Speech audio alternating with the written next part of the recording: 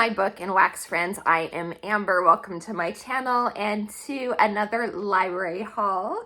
So this is a series I do every month, my What's in the Book Bag, where I go over books that I've picked up from the library for the month to add to my monthly TBR. So now that we are in June, I am switching some things up. Most of these books are going to be taken off my TBR, and we're going with more summery themed books. So this month, as you'll see with the haul, it's mainly like piratey sea books. I have a couple others that are thrown in here as well, but that's kind of the main vibe I'm going for. So let's jump into it and see what I picked up from the library for the month.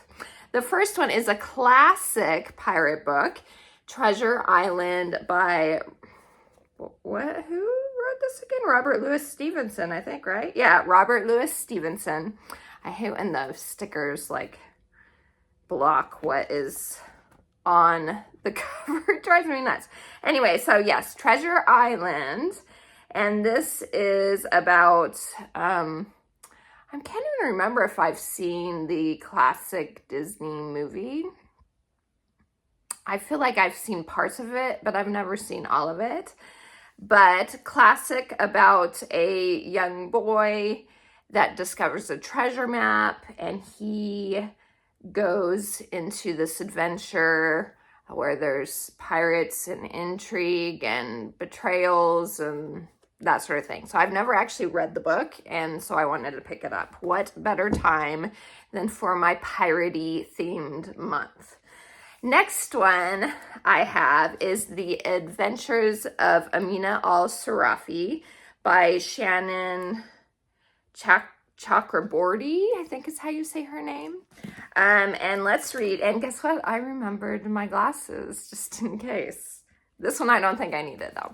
So this one is about a lady named Amina Al-Sarafi.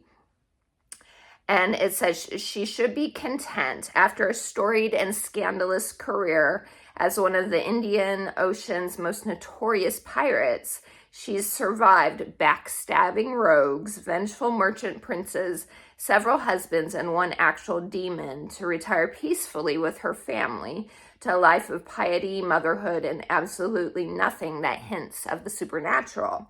But when she's tracked down by the obscenely wealthy mother of a former crewman, she's offered a job no bandit could refuse: retrieve her comrade's kidnapped daughter for a kingly sum, the chance to have one last adventure with her crew, do right by an old friend, and win a fortune that will secure her family's future forever. It seems like such an obvious choice that it must be God's will. Yet the deeper Amina dives, the more it becomes alarmingly clear that there's more to this job and the girl's disappearance than she was led to believe. So I've heard really good things about this book. Had to make my TBR shelf for the month. Okay, next one. Again, piratey. Daughter of the Pirate King by Tricia Levenseller. She wrote a book I read last year. Something about shadows. That one was only about a 2-star for me. It just didn't hit me. I thought it was okay.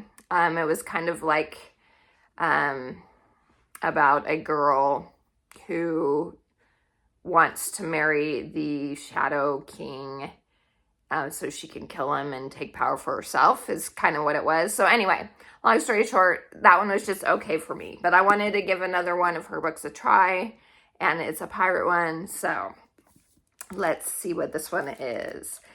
There will be plenty of time for me to beat him soundly once I've gotten what I came for. Sent on a mission to retrieve an ancient hidden map, the key to a legendary treasure trove, 17-year-old pirate captain Alosa deliberately allows herself to be captured by her enemies, giving her the perfect opportunity to search their ship. More than a match for the ruthless pirate crew, Alosa has only one thing standing between her and the maps: her captor. than unexpectedly clever and unfairly attractive first mate ridden. But not to worry, for Alosa has a few tricks up her sleeve, and no lone pirate can stop the daughter of the Pirate King. So I think this is a duology. So if I like it, I will definitely continue on. Okay, the next one is a book by Adeline Grace, who wrote the Belladonna series. And so when I saw she wrote this, I was like, oh, I have to pick this up and see, because I did really enjoy the Belladonna trilogy. It is All the Stars and Teeth, so by Adeline Grace. And let us look together at what this is about. She will reign as princess of the island kingdom Visidia, Amora Montara. Let me put on my glasses. I can't read this without my glasses. Okay, let's try that again. Amora Montara spent her entire life training to be High Amanancer, the master of souls. The rest of the realm can choose their magic, but for Amora, it's never been a choice. To secure her place as heir to the throne, she must prove her mastery of the monarchy's dangerous soul magic. Sorry for the ring light glare. When her demonstrations go awry, Amora is forced to flee. She strikes a deal with Bastian, a mysterious pirate. He'll help her prove she's fit to rule if she'll help him reclaim his stolen magic. So, sounds like it'll be good. All right. So, let's see. Okay, this one is not piratey. And I was looking at it. I can't remember what the synopsis is. And there is no actual synopsis on it. It just says in the back, this blurb, there's only one rule in chaos: win or die trying. So this is called Creatures of Chaos, and it's by Julie Hall. And this, it might look like a small book. It's hefty. It's got some weight to it. I love the cover. Isn't it so pretty? So I don't think this has anything to do with pirates. I think it's fae, which you can still have pirates with fae stuff. But it looks good from the synopsis on Goodreads. I just don't remember what that was, but I'll get to that one eventually, hopefully. Okay, the next one has nothing to do with pirates at all. It is the Strawberry Patch Pancake House by Lori Gilmore. And I had actually been hoping to read this one last month, April, May, and didn't get it in the library, and then didn't get it in time once May rolled around. So I'm not sure, because I've heard this series is kind of on the spicier side, but the premise sounded really good. And I know I've mentioned before, I just love the covers on these things. So I would get these books. I would purchase the books just for these covers because they're so cute, even if I end up never reading them. But we'll see. I wanted to at least try one of them, and this one sounded fun. So let's read the synopsis. As a world-renowned chef, single dad Archer, and I do enjoy the single dad trope. So, okay. Single dad Archer never planned on moving to a small town, let alone running a pancake house, but Dream Harbor needs a new chef, and Archer needs a community to help raise his daughter. Iris has never managed to hold down a job, so when Mayor Kelly suggests Archer is looking for a live-in nanny, she almost runs in the opposite direction. Now Iris finds herself in a whole new world, one where her gorgeous new boss lives right across the hall and likes to cook topless. Yes, it might be too spicy. Keeping everything strictly professional should be easy, right? So we'll see. And it looks like it's Dream Harbor is the name of the small town. So I'm assuming it's on a harbor. So technically, I guess it could still work with my theme that I'm going for the month. But anyway, we'll see. I might still end up just saving it and trying it in the spring. Okay, this is the second book in the I think it's just called the Fable series. The first book is Fable. I read it last summer. So this is Namesake by Adrienne Young. And I really did enjoy Fable last year when I read it. And so when I was thinking about my TBR and decided to do like a pirate sea theme for the month, I was like, this is the perfect opportunity to read the second book. So, welcome to a world made dangerous by the sea and by those who wish to profit from it, where a young girl must find her place and her family while trying to survive in a world built for men. So I don't want to spoil anything because, like I said, it is the second book, but it's about a girl, the first book anyway, about a girl named Fable. Excuse me, sorry. And she is left on this island. She's like abandoned by her father on this island. And she learns to survive on this island. It's like an island for criminals. And she learns to survive, and she ends up getting off of the island. That's at pretty much the very beginning, so not really a spoiler.